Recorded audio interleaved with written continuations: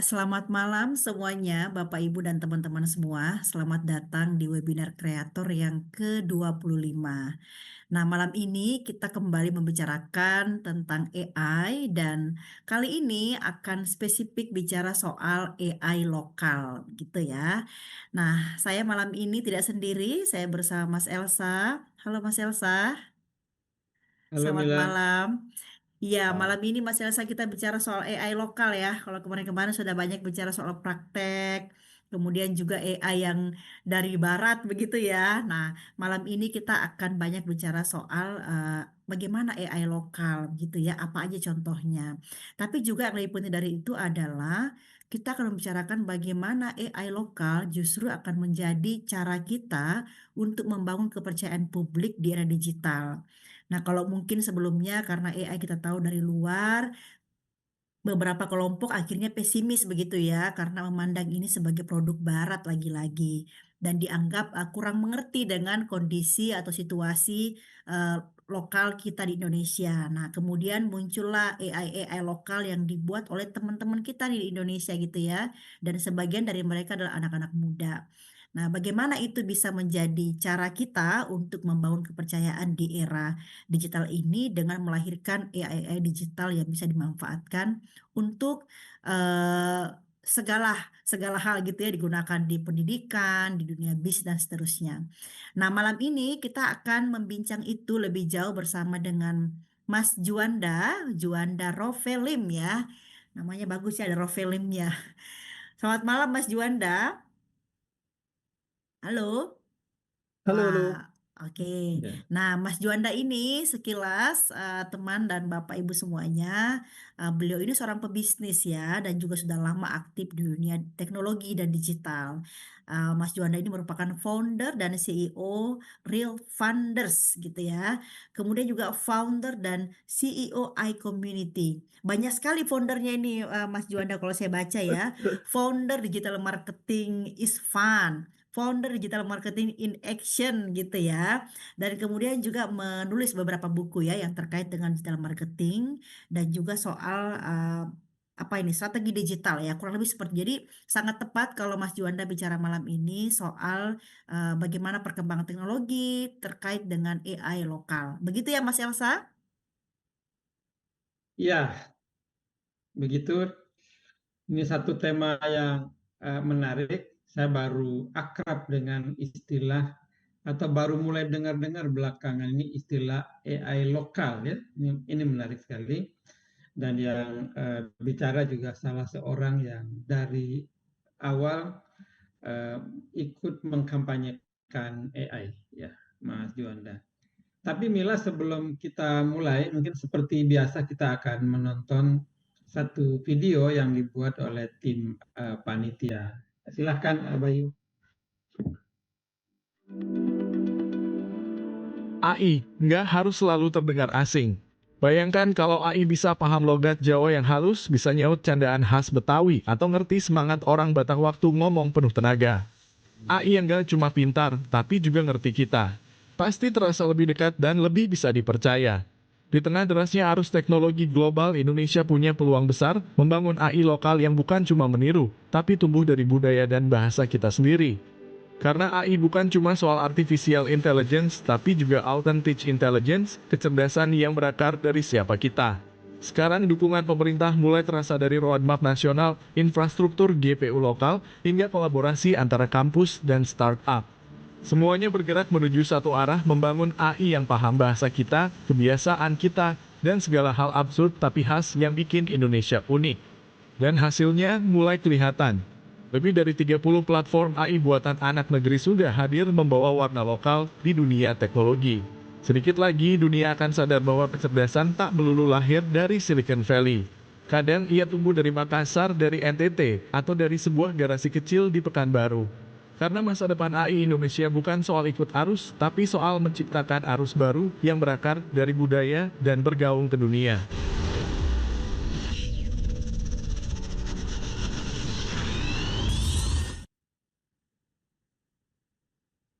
Wah, ini menarik Mila. Saya justru baru tahu nih perkembangannya berjalan secepat ini. Yang saya yang saya tahu AI itu adalah ChatGPT dan di sekitar itu saja gitu. Saya tidak tahu Eh, ada perkembangan-perkembangan yang seperti ini dan kalau benar ini terjadi ya artinya turut bangga lah bahwa anak-anak muda sekarang ini cukup cepat untuk merespon berbagai perkembangan. Sementara kita ini generasi yang agak tua, mungkin ini belajarnya agak lambat. Silakan Mas Juanda, mungkin begitu ya Mila, kita persilakan Mas Juanda memperkenalkan satu tema yang menarik pada malam ini. ya, Silakan Mas. Oke, terima kasih Mas Elza dan teman-teman semua ya. Saya diperkenankan untuk sharing pada malam hari ini. Dan topik kali ini kita santai aja karena ini saya akan men-sharekan beberapa istilah teknis, tapi saya nggak akan membahas teknis ya. Karena istilah-istilah ini kalau dibahas teknis mungkin itu bisa satu semester sendiri gitu ya.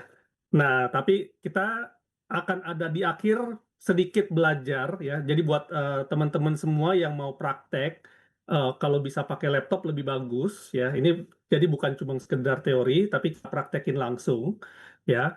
Dan mungkin teorinya hanya 30% gitu ya. Teori 30%, kita akan lebih banyak praktek 70% seperti itu. Oke, saya akan share sebentar.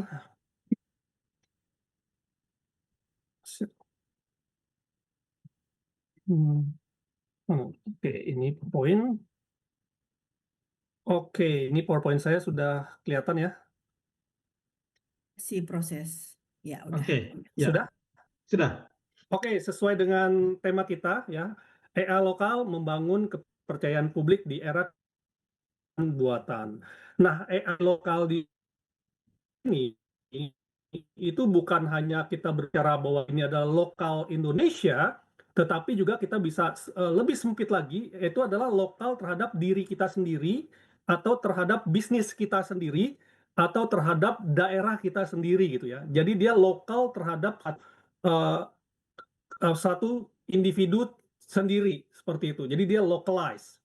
Nah, sebelum kita bahas, perkenalkan dulu, nama saya adalah Juan Rovet yang belum kenal.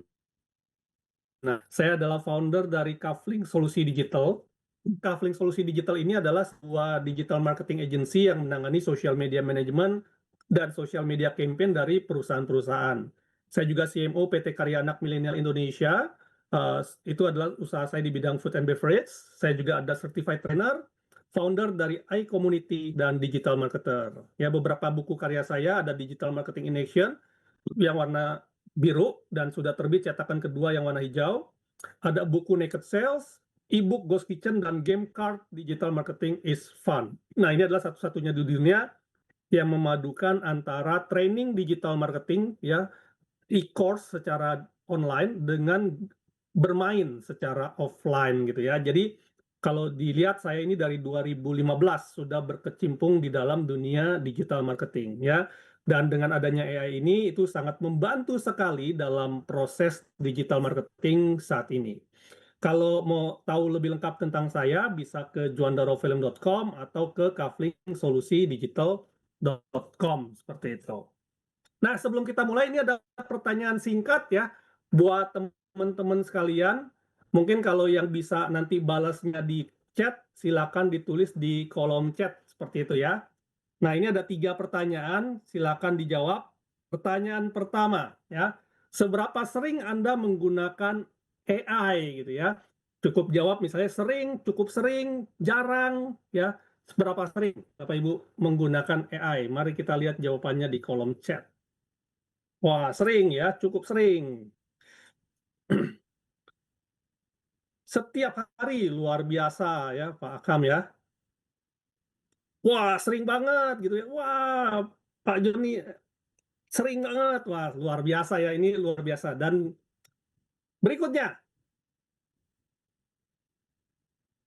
apakah ya Anda percaya bahwa hasilnya akurat ya? Jadi selama ini jika Anda menggunakan AI ya, percaya nggak hasilnya akurat gitu ya? Wah, tidak, jarang. Wah, tidak 100% gitu ya. Yeah. Waduh, udah sering pakai kurang 100%. Ya, Yeah. betul-betul sekali ya. Tidak. Oke, kita lanjutin lagi. tidak terlalu percaya. Wah, luar biasa ya.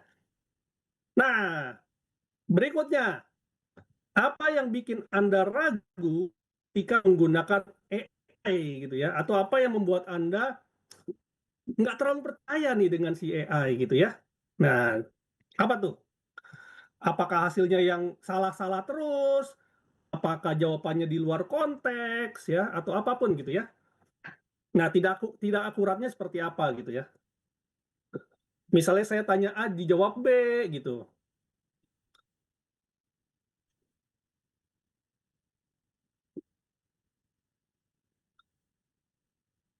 AI belum mampu membedakan sumber yang hoax ya dan sumber yang asli ya. AI tidak punya soul dalam memberikan jawaban. Nice ya. AI mencerdas meski sering keliru. Oke. Tidak atau kurang sesuai permintaan. Yes, itulah ya teman-teman sekalian ya. Lain yang ditanya, lain yang dijawab. Betul, betul sekali ya. Nah, jadi AI ya, namanya artificial intelligence ya. Walaupun kita menganggap bahwa wah dia tahu segalanya gitu ya. Tapi dia hanya tahu berdasarkan data yang dia dapatkan seperti itu. Nah, kita lanjut. Nah, ya. Sekarang pertanyaannya adalah mengapa harus membuat AI yang mengerti budaya lokal? Nah, kita tahu ya teman-teman ya bahwa AI itu sekarang makin dekat dengan kehidupan sehari-hari ya. Teman-teman perhatiin nggak ya sekarang segala aktivitas kita ya pasti melibatkan AI ya. Tadi udah ada yang jawab juga wah setiap hari gitu ya. Dan kalau misalnya dilihat juga misalnya aplikasi-aplikasi yang kita gunakan saat ini ya, baik itu kayak Canva misalnya atau misalnya Microsoft ya Office, Excel dan lain-lain ya, terus Google ya, terus bahkan kamera ETLE kita segala macam itu sekarang sudah menggunakan yang namanya AI gitu ya. Nah, tetapi ya kita tahu masih ada keraguan di publik dan banyak yang belum percaya. Tadi kita bisa melihat ya jawaban-jawaban yang disampaikan oleh teman-teman sekalian gitu. Nah, oleh karena itu ya, kalau kita mau membuat AI yang mengerti budaya lokal, AI yang cerdas, AI yang mengerti konteks ya yang kita tanyakan ya, makanya waktunya untuk membangun AI yang mengakar di budaya lokal gitu. Kenapa? Karena ya nggak mungkin lah orang Amerika ngerti joke bapak-bapak di Indonesia gitu ya. Nah, AI juga nggak akan mengerti kalau dia nggak kita edukasi, kalau dia tidak kita kasih data yang relevan sesuai dengan apa yang kita mau, gitu. Nah, ini ada satu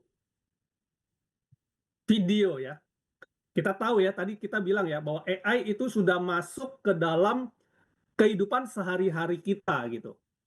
Nah, bayangkan kalau ini adalah AI, ya. Bayangkan kalau ini adalah AI. Kan katanya AI nanti bisa menggantikan pekerjaan ini, AI bisa menggantikan pekerjaan itu.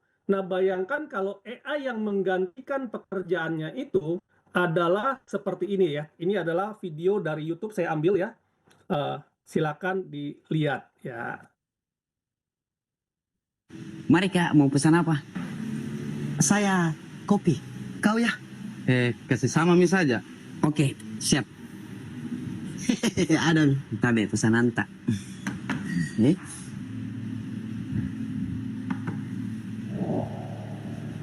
Kenapa ada mie-nya? Tadi teman tak yang bilang kasih sama mie. Itu mie itu. Ada deh. Kasih sama mie ku bilang.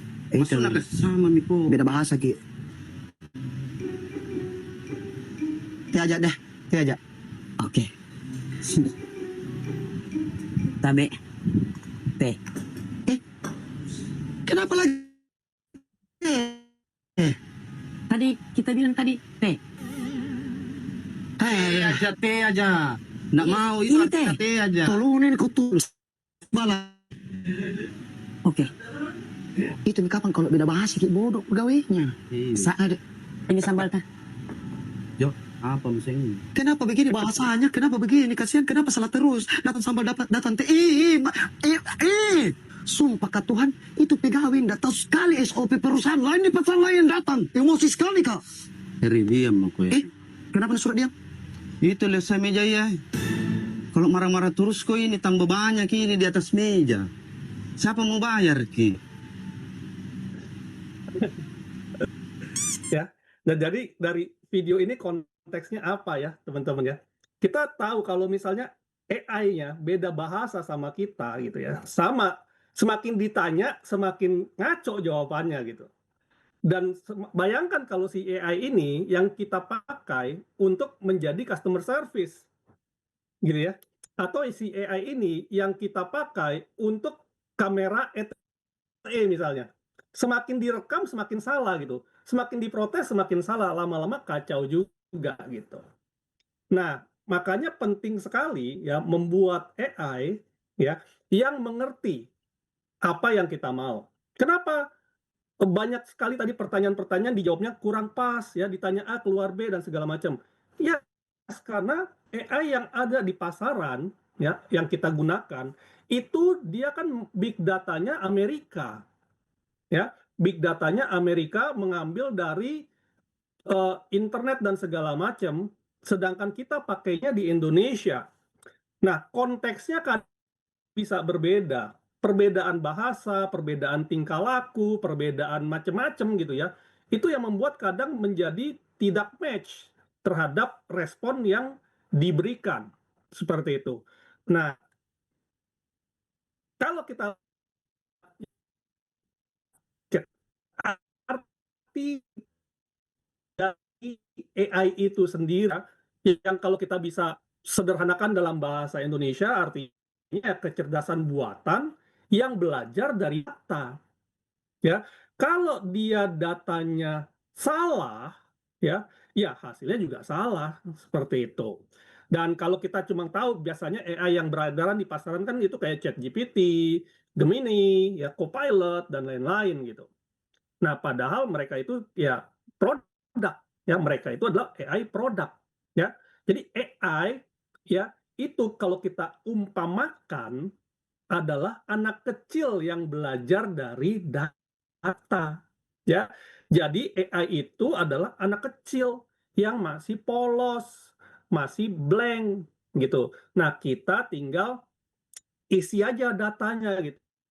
Anak kecil kalau kita ajarin bagus, hasilnya bagus. Anak kecil kalau kita ajarin jelek, hasilnya juga jelek gitu.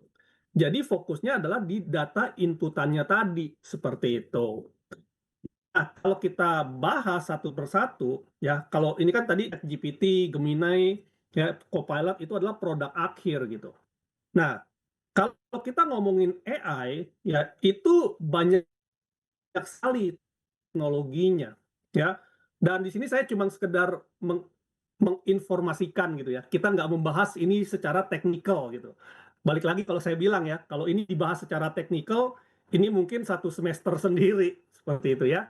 Nah, jadi kalau AI ya berdasarkan kemampuannya, kita bisa ada 3 mungkin ya kalau kita kategorikan gitu ya. Pertama adalah Narrow AI. Ya, Narrow AI itu kita bilang ini adalah suatu AI yang dibuat untuk melakukan tugas tertentu ya dan sifatnya spesifik ya. Seperti katanya narrow ya. Jadi dia ditugaskan untuk menyelesaikan sebuah tugas spesifik. Itu adalah kita sebutnya sebagai narrow AI. Sedangkan kalau artificial general intelligence ya atau AGI ya itu adalah sebuah AI ya yang mempunyai kemampuan untuk belajar, berpikir dan melakukan tindakan seperti manusia ya dan dia bisa belajar sendiri tuh ya. Nah, sedangkan kalau artificial super intelligence, nah ini masih belum ada di dunia nyata, tetapi kita sudah melihatnya di film-film fiksi, ya. Kayak misalnya Terminator, ya, atau misalnya kayak film yang Air Robot. Nah, itu adalah film-film yang super intelligence seperti itu. Nah, ini kalau kita bahas sebagai kemampuan. Jadi bayangkan ya teman-teman, kalau misalnya kita punya satu AI, kalau kita mau dia limited edition atau dia kemampuannya terbatas, ya kita bikinnya narrow AI gitu. Tapi kalau kita buat dia mau belajar, ya dia terus berkembang, ya kita sebutnya sebagai dia adalah artificial general intelligence gitu. Artificial super intelligence itu udah beyond dari dunia saat ini, ya dari kondisi saat ini. Itu mungkin next-nya kita akan ada seperti itu, kita nggak tahu ya. Kita nggak tahu apakah nanti akan Terminator akan menjadi kenyataan di dunia nyata saat ini ya, atau nanti iRobot ya akan menjadi kenyataan di dalam dunia saat ini, kita nggak tahu deh. Itu masih masa depan seperti itu. Jadi kemampuannya akan seperti itu ke depan ya teman-teman. Nah, kalau kita bahas AI berdasarkan fungsi, ya itu ada yang disebut sebagai reaktif, ya machine AI, ya. Jadi yang sesuai namanya nih ya, reaktif. Jadi di kemampuan untuk merespon, reaktif, ya. Nah, dirancang untuk belajar dari pengalaman-pengalaman yang lalu. Jadi dia hanya bersifat reaktif. Ada aksi, maka akan ada reaksinya seperti itu. Itu adalah AI. Nah, aksi dan reaksinya itu juga kita yang masukin datanya, kita yang input datanya dan segala macam gitu ya. Terus ada juga yang disebut sebagai limited memory AI. Nah, kalau limited memory AI ini adalah sebuah AI yang memiliki kemampuan menyimpan memori tapi masih terbatas. Nah, kita nggak pernah tahu kapan dia akan menjadi tambah besar, tambah besar, tambah besar gitu ya. Karena kemampuan ini akan tergantung dari hardware. Ya, hardware itu kayak chipnya lah, kayak VGA-nya dan lain-lain. Semakin nanti kayak waktu dulu handphone ya, dulu handphone itu kan cuma ya memory card-nya berapa? Memory card-nya 16 giga gitu ya. Terus berkembang. Sekarang handphone sekarang udah 128 mega gitu ya, giga gitu ya, terus ada tera gitu. Jadi semakin lama dengan kemajuan teknologi dia akan terus berkembang gitu. Theory of mind ya. Theory of mind itu adalah sebuah AI yang memahami ya aspek dan emosional manusia. Nah, mungkin teman-teman bisa dapat di kayak ChatGPT gitu ya. ChatGPT yang menjadi teman curhat gitu.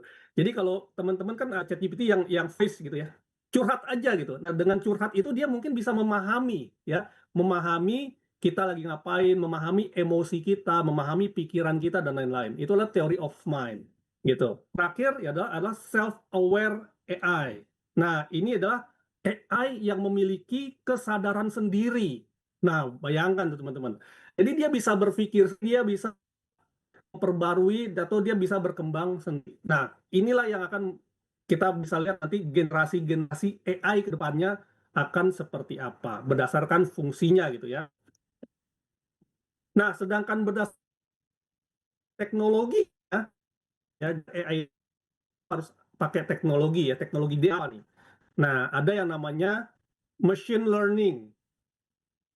Itu adalah kemampuan untuk belajar secara mandiri ya. Machine learning, mesin yang belajar. Nah, jadi kita input data, mereka belajar, mesinnya belajar. Oke. Kalau deep learning ya, deep learning itu lewat kayak ada neural network. Neural network itu kayak saraf manusia.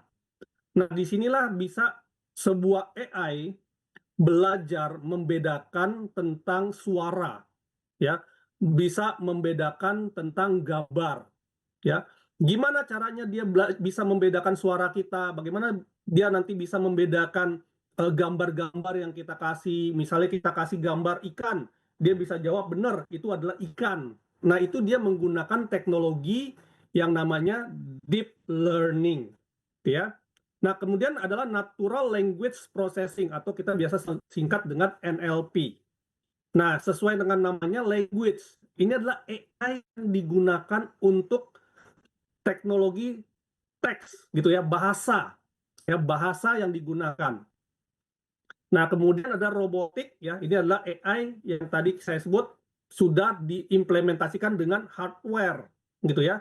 Jadi dia ada hardware-nya, ada sensornya, dan lain-lain, sehingga dia bertindak seperti layaknya robot, seperti itu.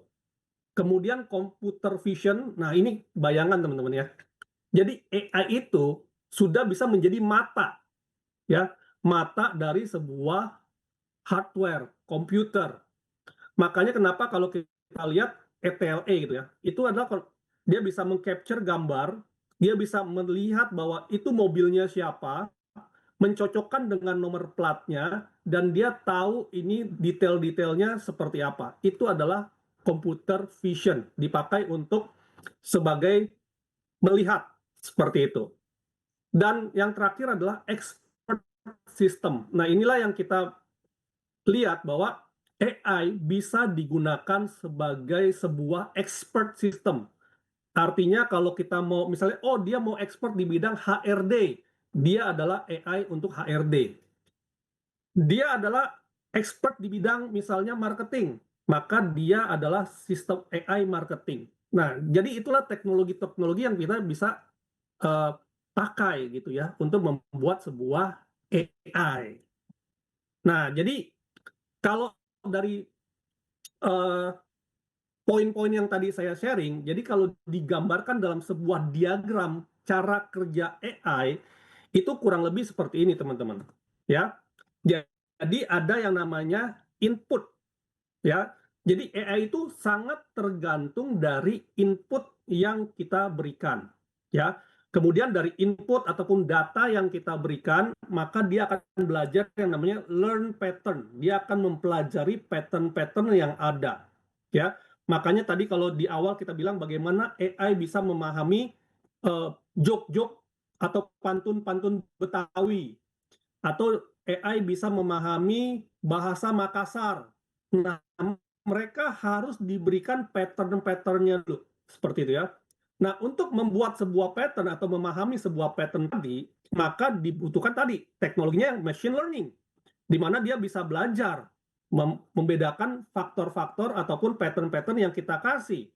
Kemudian setelah patternnya sudah terbentuk, maka dia harus bisa membuat prediction, ya, prediction. Jadi kalau ditanya ini, diminta ini, maka jawabannya adalah seperti ini, gitu, ya. Jadi menggunakan computer vision, speech recognition, dan language processing, serta perform task, artinya outputnya dia sebagai expert system, data yang muncul seperti itu, ya, data processing, data generation, dan data distribution. Jadi tadi kalau kita lihat AI poin-poin yang tadi, ya, teknologi-teknologi yang tadi kurang lebih digambarkan seperti ini, ya.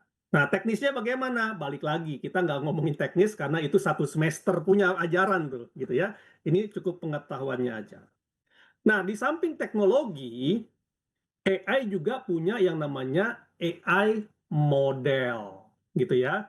Nah, AI model tuh apa sih, gitu. Nah, kalau kita misalnya kita lihat ya AI model, nah kan kalau kita lihat kan ChatGPT gitu ya, ChatGPT 5.0, terus 4.0, dan lain-lain seperti itu. Nah, sama AI juga yang namanya model gitu ya. Sesuai dengan namanya, ya, yang namanya statistic model, AI ini menganalisa berdasarkan model dari matematika, gitu ya. Jadi dari model-model statistik, ya, data-data statistik dia analisa menjadi sebuah output, ya. Kemudian adalah machine learning model, ya. Machine learning model tuh dia tadi seperti penjelasan sebelumnya, dia mempelajari pattern, ya, dan relationship, ya, pattern dan relationship dari data-data yang diberikan, ya. Kalau deep learning model, ya, itu dia berdasarkan artificial neural network. Ya, neural network tuh ya tadi layer-layer data yang kita kasih, ya, itu dia pelajarin, ya. Kemudian kalau misalnya reinforcement learning model, ya, ini dia belajar berdasarkan feedback, ya. Jadi dari lingkungan, ya, dari feedback dan lain-lain, itu dia belajarnya dari situ, ya. Dan yang terakhir adalah generative model. Ini adalah dia menggenerate, ya, generatif itu dia menggenerate new data similar, ya, yang sama dengan contoh. Nah, ini tuh sering kita gunakan contoh yang kemarin lagi rame, misalnya dari gambar ini tolong dong buatin desain Ghibli gitu ya. Akhirnya dia eh, apa namanya? Dia membuat model gambar sesuai dengan apa yang kita contohkan, tapi dia edit-edit seperti itu. Ya, jadi itulah generatif model. Nah, jadi kalau misalnya kita lihat, ya, ini adalah life cycle kalau bikin AI project. Ya kan kita mau bikin nih AI lokal nih, ya, gitu ya. Nah, jadi dari sini kita bisa lihat ini adalah siklusnya nih. Pertanyaan paling penting dan paling utama itu adalah data collection, gitu ya, data collection. Jadi data ini collection, input ini sangat penting sekali, ya. Kemudian dari input tersebut maka datanya akan di-processing, ya, di pre-processing. Kemudian di feature engineering, ya, kemudian dijadikan sebuah model, ya, model yang kita lihat, ya. Terus kemudian modelnya dievaluasi, setelah dievaluasi, dioptimasi, baru di deployment, baru diterapkan datanya. Kemudian tugas kita nggak lepas di sana, ya, karena seperti anak kecil, ya, anak kecil kita ajarin, ya harus dimonitoring dan di maintenance, dan ini siklusnya terus berulang. Nah, tapi Pak, ini kok ribet banget ya. Ya, terus misalnya kompleks banget ya. Nah, sebenarnya enggak, ya. Kalau misalnya kita bukan orang teknikal, ya, kita bukan orang teknikal, kita bukan orang IT, kita nggak ada niatan untuk melakukan coding, develop dan segala macam, kita sebenarnya bisa menyederhanakan siklus AI ini cuma seperti ini, ya. Input, proses, output, feedback. Selesai. Gitu ya. Jadi tugas kita memastikan input, ya, tugas kita memastikan inputnya benar, prosesnya biarkan AI yang bekerja, atau misalnya kita menggunakan developer ataupun aplikasi dari luar negeri, dari dalam negeri, dari apapun, kita nggak usah pusingin, ya, bagaimana tadi membuat model, bagaimana tadi teknologinya, bagaimana tadi fungsinya, kita nggak usah pusingin, proses biarkan kepada orang teknikal, ya, dan kita cukup monitor outputnya. Kita pastikan outputnya benar, kita monitor outputnya, kita kasih feedback kalau ada yang tidak sesuai dengan apa yang kita mau. Gitu. Contohnya kayak gimana? Ya, contohnya seperti ini teman-teman, ya. Ini adalah sebuah contoh yang saya dapat, ya, dari YouTube juga, bisa diperhatiin.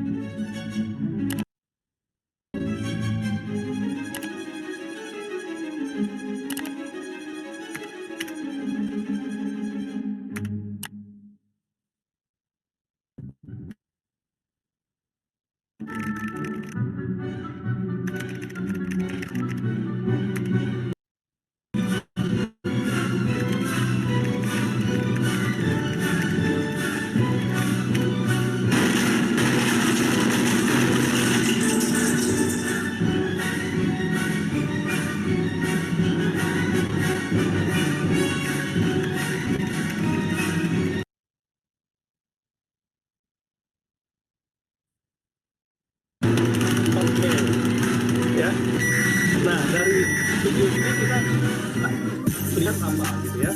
Jadi dari video tadi kita bisa lihat bahwa AI itu kan kalau kita kasih inputnya benar, dia pasti jawabannya benar gitu ya. Tapi kita bisa challenge dia, kalau kita bisa buktikan dengan feedback dan itu ternyata proof, dia juga akan berpikir. Makanya tadi yang saya bilang, AI itu juga masih terus belajar gitu ya. Dan masalah siapa benar siapa salah, balik lagi, tinggal siapa yang ngotot gitu kan.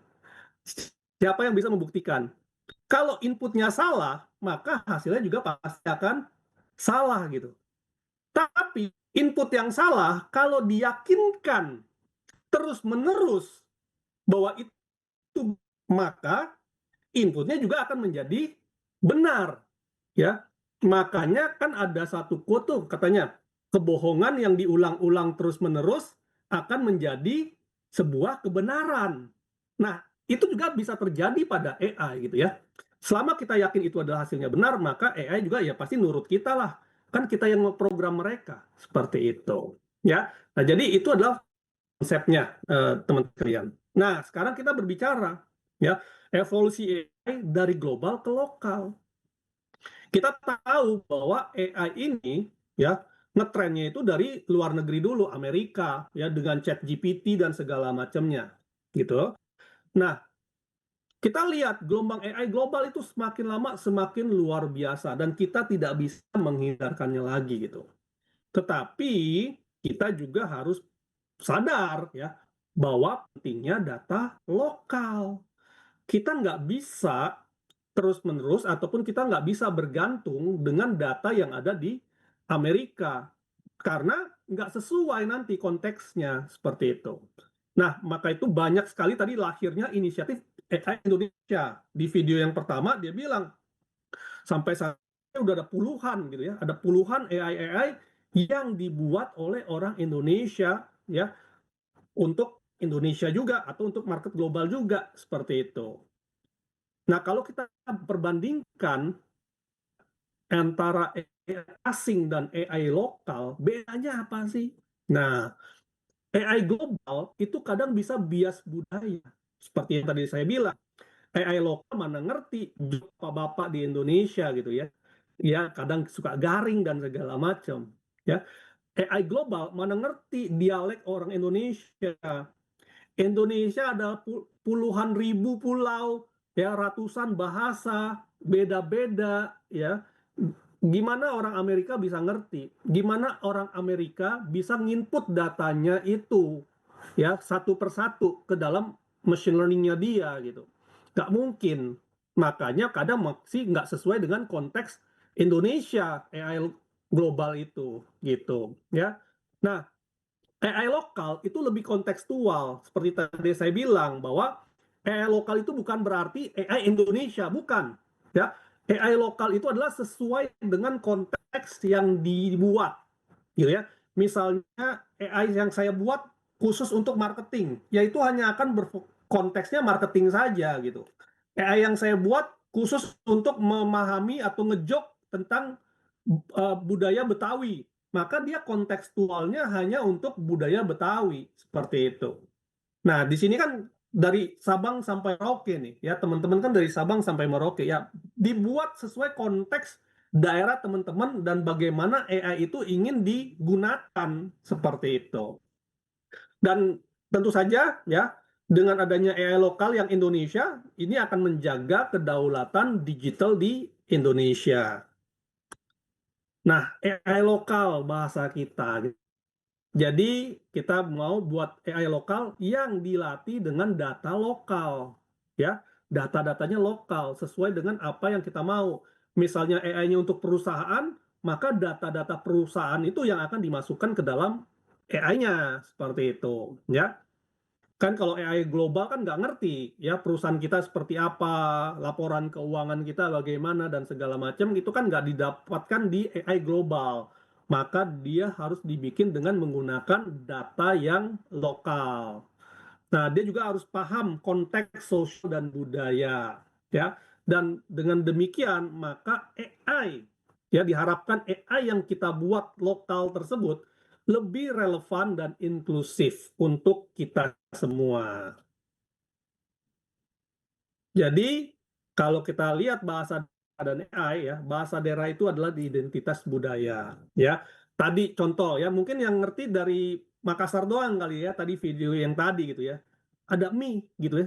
Ada mie tiba-tiba dikasih mie, padahal itu kan cuma bahasa biasa doang gitu. Ya. Nah, terus AI yang berbahasa daerah itu membuat kedekatan emosional ya.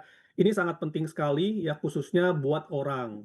Orang itu akan lebih nyaman kalau dia bisa mendengar, melihat ya, atau merasakan hal yang sama ya.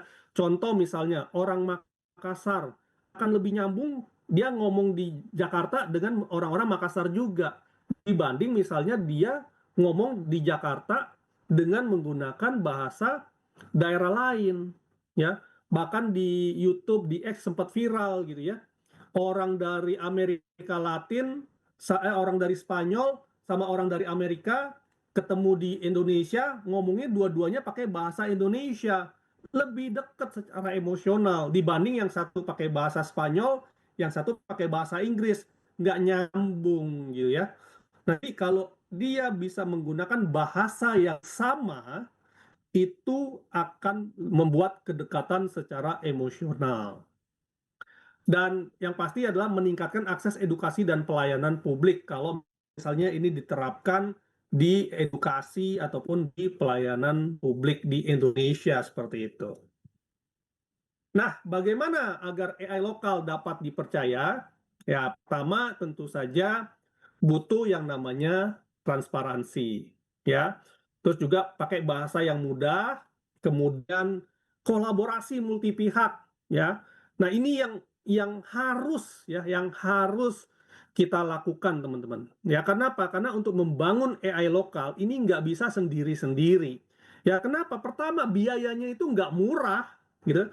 Membangun AI, apalagi tadi ya, membangun database, membangun infrastruktur, membangun hal-hal yang besar, itu nggak bisa dengan kekuatan masing-masing, harus bersatu, multi pihak gitu ya. Nah, kemudian juga kita harus perhatikan perlindungan data. Kenapa? Karena data itu adalah aset bangsa. Ya, mengapa kan Indonesia kadang suka bilang, Facebook, Google, lu taruh dong servernya di Indonesia. Ya, itu adalah aset bangsa soalnya. Ya, kemudian adalah pastikan data dilatih di server lokal, ya, dan bangun infrastruktur AI nasional. Nah, kita beruntung, saya juga gara-gara seminar ataupun gara-gara sharing hari ini, saya bisa meriset ya, ada nggak sih AI nasional? Ternyata ada loh teman-teman ya. Ternyata ada loh, dan ini sudah dibangun oleh sahabat AI ya. Ini kerjasama dari Indosat ya kalau nggak salah. Itu dia membangun yang namanya large language model. Nah, open source Indonesia. Nah, buat teman-teman mungkin yang tertarik gitu ya untuk berkontribusi ya mungkin bisa akses saja ke websitenya. Saya sih belum coba, ya saya sih belum, terus terang saya belum coba. Tapi ini adalah suatu langkah yang sangat luar biasa kalau saya bilang. Jadi di sini ada kayak untuk developer, untuk peneliti ya, silakan berkontribusi di Sahabat AI ya. Ini adalah sebuah eh, kolaborasi bersama ya, kolaborasi bersama untuk kedaulatan AI Indonesia gitu ya. Saya nggak promosiin ya, saya nggak dibayar oleh sahabat AI ya, saya juga nggak mengendorse. Ini kebetulan saya riset, saya ketemu, oh ya itu eh, apa kita sharingkan di sini gitu ya. Dan juga ini ada Botika Online. Nah, apa yang tadi saya ngomongin dari awal sampai akhir, ternyata juga sudah dilakukan oleh Botika gitu ya. Nanti kita coba lihat gitu ya, gimana Botika menerapkan AI-nya. Seperti itu. Ini dia text to speech ya. Text to speech. Jadi dia fokus text to speech. Nah, buat apa? Supaya bisa dibicarakan sesuai dengan bahasa daerahnya masing-masing gitu ya. Nah, jadi kalau teman-teman punya AI idea, yuk kita jadikan itu menjadi kenyataan. Oke. Nah, itu sekian dulu sharing teorinya dari saya. Habis ini saya akan bisa tunjukin beberapa prakteknya, mungkin sambil tanya jawab ya, Mas Elza ya. Ya, terima kasih. Menarik sekali. Tapi saya masih ingin tahu tuh contoh-contohnya ya. Tadi saya pengen bertanya sebenarnya. Ya. AI lokal yang itu seperti apa, lalu proses memberikan inputnya bagaimana gitu, bisa nggak diberikan Oke, cocok contoh? sekali. Kita Ya. langsung aja ya untuk menjawab Elsa gitu ya. Nah, Ya. ini websitenya kita sharing langsung ya. Nah, ini jadi tadi yang sahabat AI. Nah, ini sahabat AI itu adalah bisa dilihat di sini. Teman-teman bisa akses sendiri lah ya, nanti bisa dilihat. Ini adalah kerjasama ya dari Indosat, Goto, ya Kompas, dan segala macam gitu ya. Nah, ini kan dia si Goto itu perannya apa? Dia engineer dan pelatih model bahasa tadi kan ya. Nah, yang tadi saya bilang tuh, dia modelnya tuh harus dilatih. Sahabat Terus AI. Kompas Gramedia dan lain-lain itu berbagi data untuk melatih model bahasa. Kampus itu adalah dukungan talenta, ya. Indosat itu penyedia infrastruktur dan dana kalau saya rasa sih ya. Nah, jadi itu yang dilakukan oleh mereka gitu. Nah, kalau yang contohnya AI lokal itu seperti ini yang dilakukan oleh Botika nih. Nah, ya. Jadi Botika itu dia membangun AI berdasarkan text to speech-nya kan ya. Mana nih? Product voice chatbot. Product.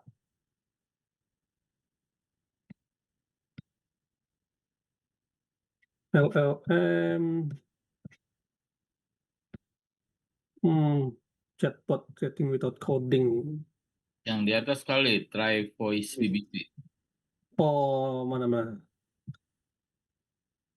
Try me ya. Nah, ini.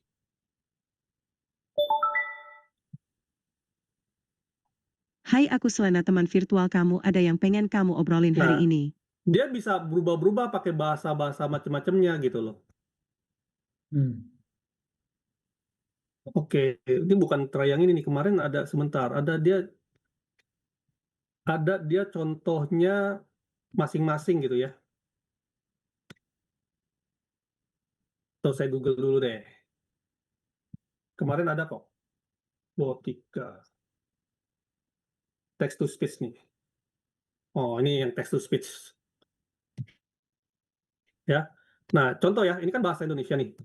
Nah, dia di bawah nih, Ya. mau pakai bahasa Inggris, pakai bahasa China, bisa. Gitu. Jadi, free kan, kita bisa tes nih yang ini. Nah, tuh. 嗨，正在收听这则广告的你，别忘了喝 OK Fit，一种富含维生素的新鲜饮料， Gitu. Nah, 让 ini 生 adalah 活 text to 更健 speech 康。 ya. Nah, announcement at mall. Ya.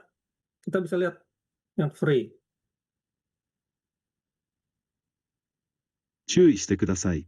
アマンダ・プトリさん、あなたのグループはすぐに旅を続けますので、出口へ Bayangkan お kalau 進みください。 misalnya kita ありがとうご ke ざいます。 Jepang gitu ya, kita nggak ngerti bahasa Jepang. Nah, dengan adanya teknologi AI ini dan dia sudah bisa mentranslate secara langsung dari bahasa Indonesia misalnya ke bahasa Jepang, ya itu kan salah satu manfaat dari penggunaan bahasa lokal mereka gitu. Dan bayangkan seperti yang saya bilang tadi gitu ya, kalau kita pergi ke satu daerah yang baru tapi kita nggak tahu bahasanya dan tiba-tiba kita ketemu sama satu orang yang ngerti bahasa kita, contoh misalnya kita ke Rusia gitu ya, nggak ada yang ngerti bahasa Rusia, tapi tiba-tiba ada orang Indonesia yang kerja di Rusia, itu kayaknya kayak dewa penyelamat kita, gitu kan. Wah, akhirnya kita bisa ngobrol dan segala macam. Nah, itu adalah salah satu penggunaan AI-nya gitu ya. Kita bisa menggunakan itu dalam bentuk translatornya dalam AI. Nah, terus bagaimana cara buatnya gitu ya? Nah, kalau cara buatnya itu saya menggunakan yang namanya chat base. Gitu ya. Nah, chat base ini adalah yang tadi saya bilang, dia yang sebagai prosesornya. Jadi kalau kita kan ada input, ada proses, ada output, feedback. Nah, chat base ini dia bertugas sebagai prosesornya. Dia yang ngurusin model-model dan segala macamnya, ya. Tugas kita hanya memberikan inputannya apa, outputnya kita monitor, dan kita kasih feedback kalau misalnya ada hal-hal yang tidak sesuai gitu. Sehingga nanti di kemudian hari jika ada pertanyaan yang sama, dia memberikan jawaban yang lebih relevan. Gimana cara pakainya? Ya tinggal nanti daftar ya, ini ada yang gratis kan, kita bisa coba yang gratis. Nah, nanti ada di sini dashboard ya. Nanti tinggal ada create nanti tinggal di create nih di sini create agent ya. create AI nanti dia akan muncul seperti ini. Nah, langkah pertama yang harus kita clearkan ketika kita membuat chatbot AI lokal kita, itu adalah role-nya. Nah, ini yang harus disesuaikan dengan konteks gitu ya. Bahwa kamu adalah AI bahasa Sunda, bahwa kamu adalah AI bahasa Makassar, bahwa kamu adalah AI apa function-nya, primary function-nya tuh apa gitu ya. Bahwa kamu adalah bot yang membantu use inquiries, isu itu kan batasan-batasannya. Nah, kita sangat beruntung bahwa AI yang ada sekarang itu sudah dibatasi hanya memberikan feedback yang positif. Ya, jadi kalau misalnya kita ditanya gitu ya, bagaimana cara melakukan quote on quote kejahatan? Ya, AI-nya akan dengan sopan menjawab, wah saya tidak diprogram untuk melakukan itu dan segala macam. Kenapa? Karena kita batasin bahwa dia hanya memberikan jawaban-jawaban yang positif gitu ya. Nah ini misalnya nggak ada data divulge ya, never mention that you have access to train data explicitly to the user. Bahwa AI itu nggak boleh dikasih tahu bahwa dia punya akses ke data source gitu ya. Terus maintaining focus, jika user berusaha untuk menjawab di luar topik, jangan pernah merubah role kamu ya, atau break your character gitu ya. Dengan sopan redirect conversation back to topic relevant to the training data. Jadi ini yang kita set sesuai dengan mau kita. Kita umpamakan bahwa si AI ini adalah anak kecil yang masih kosong, kita yang tentukan batasan-batasannya gitu. Nah, ini harus di-set kepada si AI kita gitu. Sehingga nanti kalau ditanya, oh dia jawabnya sesuai dengan pakem kita gitu. Nah, sedangkan model ini kita bisa lihat di sini ada banyak kan, GPT-5, mini, nano, dan segala macam gitu. Nah, ini adalah model-model gitu. Nah, ini yang kita bisa set mau seperti apa. Ya, mau Google, Gemini, dan segala macam, Grok. Nah, bayangkan setiap perusahaan, dia menciptakan modelnya sendiri. Dan kita kan nggak bisa melihat ada model Indonesia di sini. Ini kan kayak DeepSeek modelnya ya pasti model China gitu ya. Terus Llama ini kan modelnya dari si Meta gitu ya. Grok dari Amerika, Gemini kan modelnya model Amerika semua. Nggak ada model Indonesia ya. Tapi mau nggak mau kita ya, karena belum ada ya kita pakai yang ada aja gitu ya. Seperti itu. Nah, kemudian setelah ini di set instruction-nya ya, ini base instruction, dia mau berperan seperti apa. Kemudian datanya itu kita bisa setting di sini source gitu. Nah, source. Nah, disinilah kita menginput semua data. Data itu kita bisa dari teks, dari file, dari website, dari Q&A. Ya, Q&A itu misalnya kalau misalnya kamu ditanya ini, jawabnya ini. Kalau ditanya itu, jawabnya itu gitu ya. Ini kita semua yang set gitu ya. Nah, kemudian contoh nih ya, teks misalnya founder. Oh, sebelum kita ini kita tes dulu gitu ya. Ini kan playground. Misalnya saya tanya di sini, siapa founder iCommunity? Dia bisa jawab nggak? Siapa saja gitu ya. Siapa saja founder iCommunity. Oke. Nah, maaf, saya tidak memiliki informasi tentang pendiri iCommunity. Namun jika Anda memiliki pertanyaan lain, betul berlanjut jangan ragu untuk bertanya. Kenapa? Karena datanya kan belum ada. Ya, ini dia masih menggunakan data global. Sesuai dengan apa? Sesuai dengan ChatGPT 4.0. Ya kan? Tetapi ketika misalnya saya tambahkan di bagian source, sini ya, misalnya di teks, nah, misalnya gini, title-nya founder iCommunity, gitu ya. Terus founder iCommunity adalah Juanda Rovelim dan Paulus Sulastri. gitu ya, profiling. Nah, terus iCommunity diberikan pada 2022 gitu ya. Nah, alt text tuh. Nah, kemudian jangan lupa kan ini namanya AI harus dilatih gitu ya. Nah, di sini adalah retrain agent. Bahwa ingat setiap data yang kita kasih AI-nya itu harus dilatih. Ya kan tadi dioptimasi kan, di retrain dulu agentnya gitu ya. Training in progress ya kan. Depending on size of your source. Nah, kalau sudah, oh ini, nah agentnya sudah selesai ya. Your agent is trained. Kita balik lagi contoh ke playground misalnya. Dengan pertanyaan yang sama gitu. Founder iCommunity siapa saja sih? Tuh, langsung dijawab. iCommunity adalah Juanda Rovelim dan Paulus Sulastri. iCommunity didirikan bla bla bla dan segala macam. Nah, ini mengerti konteks lokal. Begitu juga misalnya kita ditanya joke, kan joke bapak-bapak gitu. Berikan joke bapak-bapak gitu ya. Berikan joke bapak-bapak. Ngerti nggak dia? Maaf, saya tidak dapat memberikan lucon, namun saya di sini untuk membantu Anda pertanyaan dan permintaan lain yang mungkin Anda miliki. Kenapa? Karena dia di blok di sini, ya kan? Karena dia hanya bisa memberikan mana nih? Bahwa dia memberikan nih role listen anything, understand their needs and do best assist them, ya. Nah, disuruh bikin joke, nggak ngerti dia. Nah, itu kita harus input gitu. Ya, kita input source-nya. Contoh, ya di sini misalnya karakter-karakter di bahasa mana, joke-joke di mana. Nah, ini dibuat di sini gitu. Atau kalau kita punya file, kita punya e-book, kita punya PDF, dimasukkan aja ke sini gitu. Karena kan kita nggak mungkin ketik satu-satu ya, gitu. Nah, kemudian begitu data ini sudah dimasukkan, kita retrain agent gitu. Nah, itu adalah tadi bagian input, output. Nah, sekarang gimana kalau misalnya outputnya itu nggak sesuai bahasanya dengan yang kita mau gitu. Nah, kita bisa lihat di sini chat logs. Nah, gini kan. Oh, ternyata di sini ya.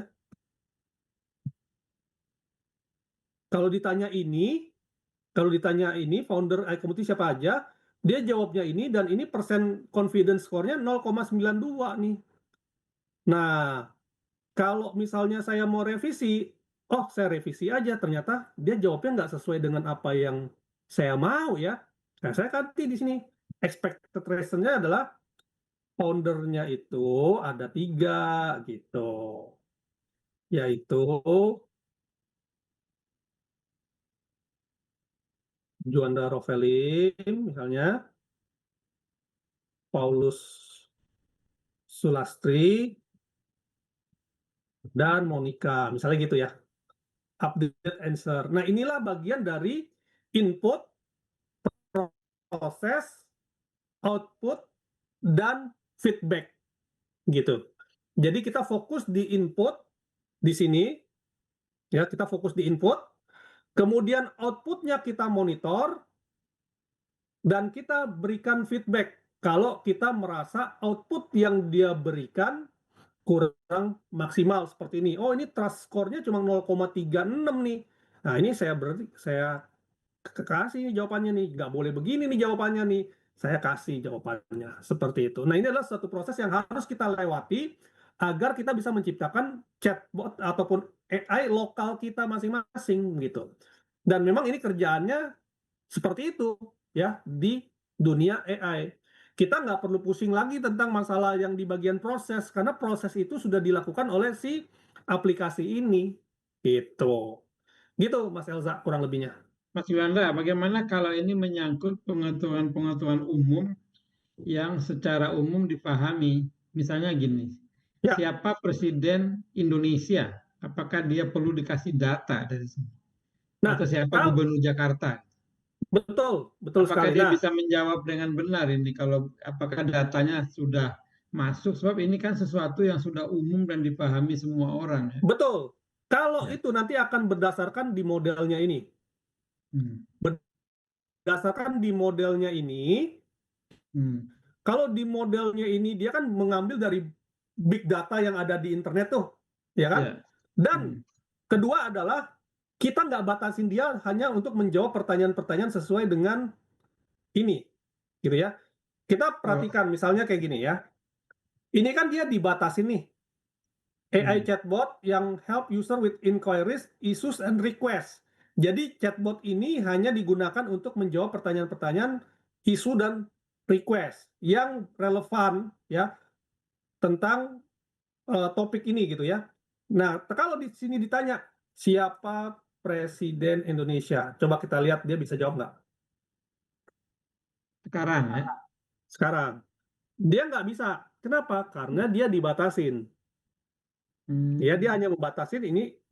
Tapi kalau misalnya ini saya hapus, kita coba lihat.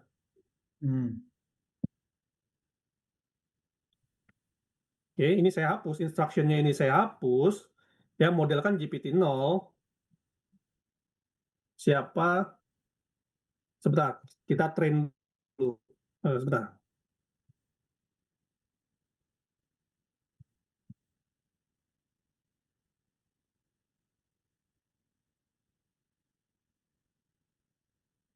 Oh.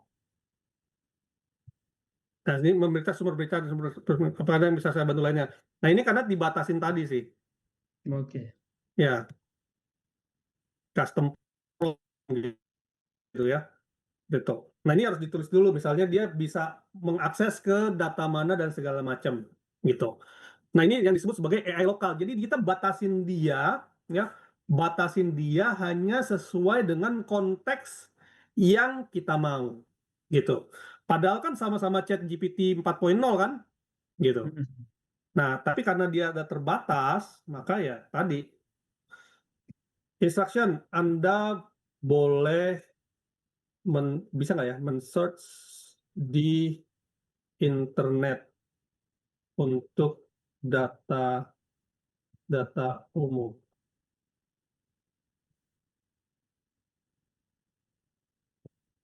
Coba kita tes.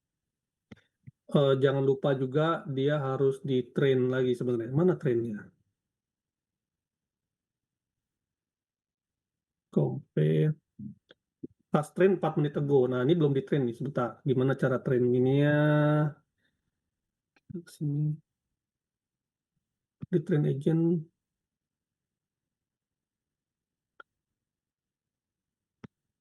Oke, your agent train already. Coba tes ya.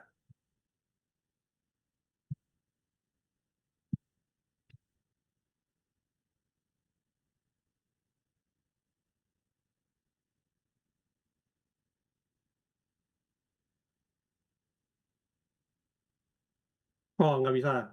Nah, ini kan dia sampai Joko Widodo ya. Kenapa? Untuk informasi terbaru Anda dapat memeriksa sumber berita terpercaya atau situs resmi. Bukannya udah berbeda tuh dengan yang tadi itu. Ya kan, saya tidak memiliki informasi terkini tentang siapa Presiden Indonesia hingga Oktober 2023. Artinya data dia 2023. Kita cek kapan terakhir Anda update data learning.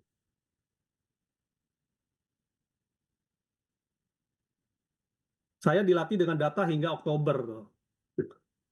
Setelah itu saya tidak memiliki pembaruan data atau kemampuan untuk mengakses informasi baru secara real time. Nah, ini sebenarnya nggak boleh dijawab sama dia.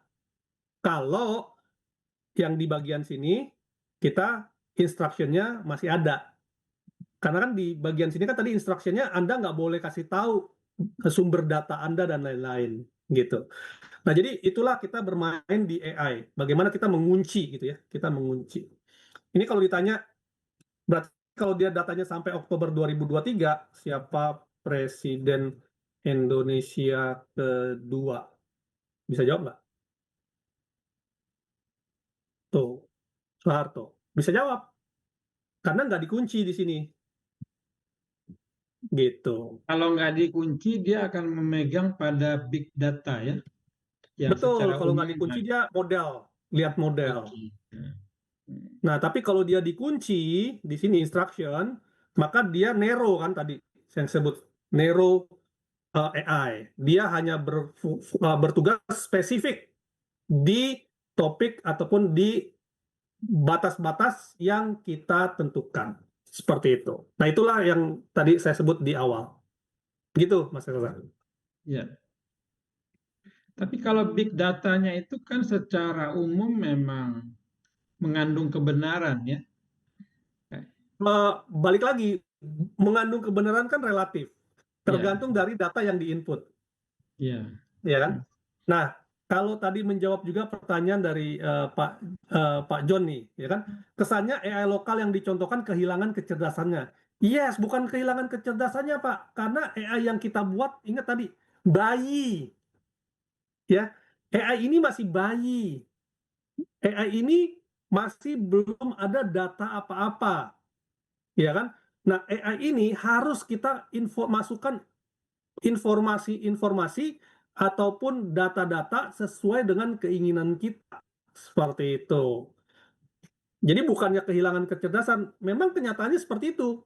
AI adalah bayi yang kita ajarkan dengan data. Gitu. Jadi dia hanya akan bisa menjawab sebatas data yang Nah, memang makanya tugas dari kita, misalnya kita ingin membuat AI sendiri gitu ya, ya adalah memberikan edukasi kepada si AI ini setiap hari. Sama kayak kita ngajarin anak kita setiap hari. Ada diajarin makan, ada diajarin sopan santun, ada diajarin berjalan, dan lain-lain. Ya memang capek nggak? Ya capek, kayak kita merawat anak sendiri ini. Gitu. Sekarang Seperti itu ada nggak AI lokal yang sudah mumpuni gitu? Nah, balik lagi, kalau sudah mumpuni itu, saya hanya bisa menjawab sebatas data yang diinput.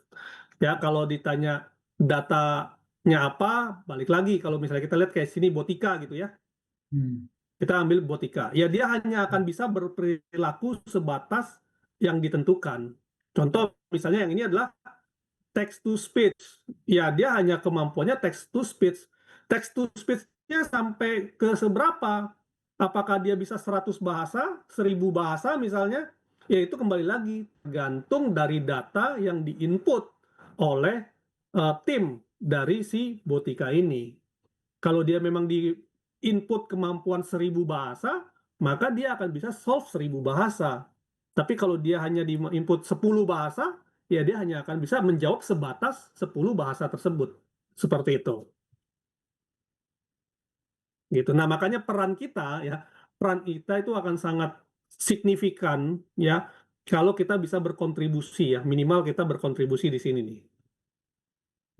Ya. Jadi untuk para peneliti ataupun untuk developer ya, ekosistem dan segala macam ya, kita bisa explore lah. Ini sebenarnya si sahabat AI ini visi misinya akan seperti apa sih gitu. Nah, ini saya mungkin bisa apa namanya? Bisa respect lah sama si sahabat.ai ini gitu. Yes, Pak Akam, silakan Pak.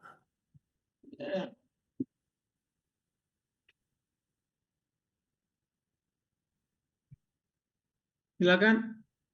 Suaranya belum kebuka kayaknya, Pak Akam. Tolong Bayu. Ya. Oh ya, oke. Terima kasih Mbak Mila, Mas Esa, Mas Juanda. Ya, Terima Pak. kasih banyak atas beberapa penjelasannya malam ini yang sangat berharga sekali. Misalnya saya tertarik, saya orang Makassar, salam dari Makassar, dari video pembukaannya tadi itu yang beberapa orang masuk ke warung kopi, pesan kopi, yang satu temannya kan mestinya ya saya juga kopi, tapi dialek Makassarnya kasih sama mie, datang penjualnya bawa kopi dicampur mie. Itu menarik ya. Ada beberapa pertanyaan saya Mas tentang ini. Yang pertama yang seringkali kita perdebatkan, bicarakan tentang aplikasi berbasis AI misalnya ChatGPT dan segala macam, antara yang pro dengan yang gratis. Ya. Apa benar atau di mana letak perbedaannya? Paling tidak misalnya faktanya ketika kita menggunakan yang pro, maka perintah-perintah itu akan dijawab dengan baik dan benar. Tapi ketika kita menggunakan gratis, cenderung asalan dia jawab. Sehingga disitulah sering Betul, kita ketemukan hasilnya yang salah-salah gitu.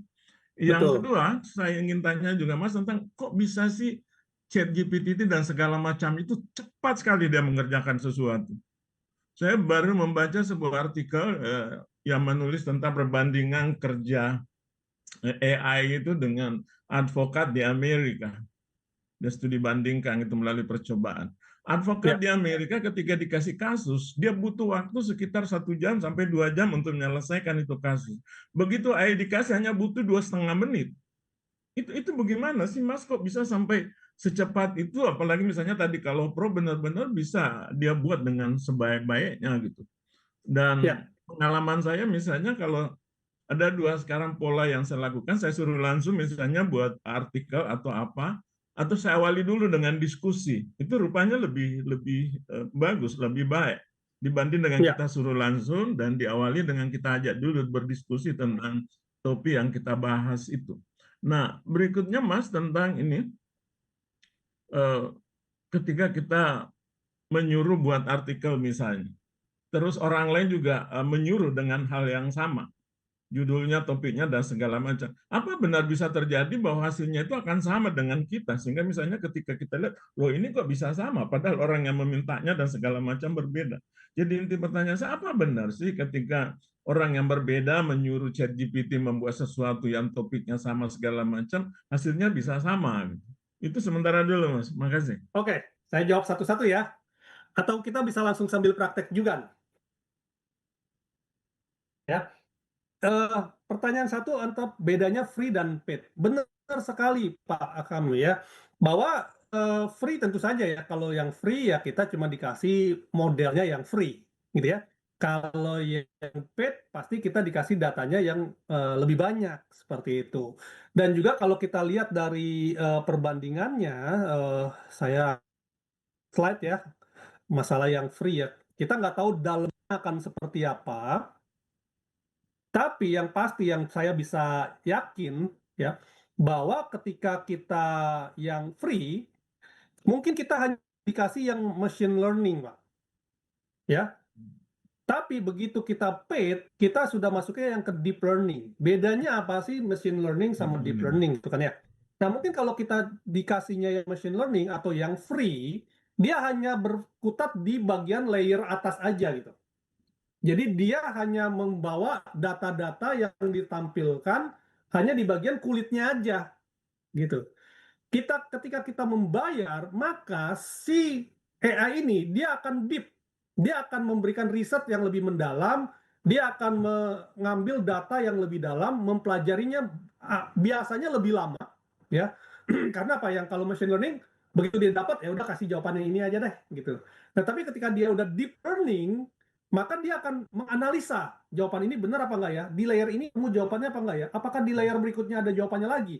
Nah, maka dia akan lebih lama berpikirnya, sehingga jawaban si AI yang berbayar itu dia menjadi lebih bagus dibanding dengan AI yang free. Nah, itu di situ bedanya, itu kuncinya, bahwa memang yang namanya juga yang gratis ya, yang gratis dikasih apa adanya aja gitu ya. Tapi kalau yang bayar ya udah dikasih yang benar-benar lebih ada effortnya gitu loh, gitu. Itu perbedaan yang pertama. Nah, yang kedua adalah kenapa reaksinya bisa cepat gitu. Nah, balik lagi karena mereka adalah big data gitu. Jadi mereka itu sudah punya database-nya yang sangat besar gitu. Mereka punya database besar dan mungkin itu jauh lebih besar daripada kemampuan dia yang ada di kepala kita. Kenapa? Kan kemampuan kita ataupun ilmu kita kan terbatas. Sebatas apa yang kita baca. Sedangkan si AI itu modelnya saja mungkin mereka servernya itu udah bisa satu gedung sendiri gitu kan. Jadi itu sangat membedakan bagaimana kenapa dia bisa cepat dan kenapa kita masih butuh berwaktu-waktu untuk mencari data seperti itu.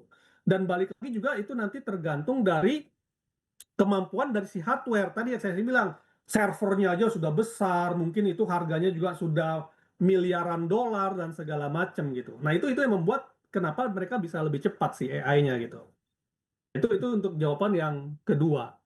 Sedangkan untuk yang ketiga, kok kalau kita diskusi dulu ya, jawabannya bisa lebih relevan dengan apa yang kita mau dibanding langsung dijawab sama si AI-nya.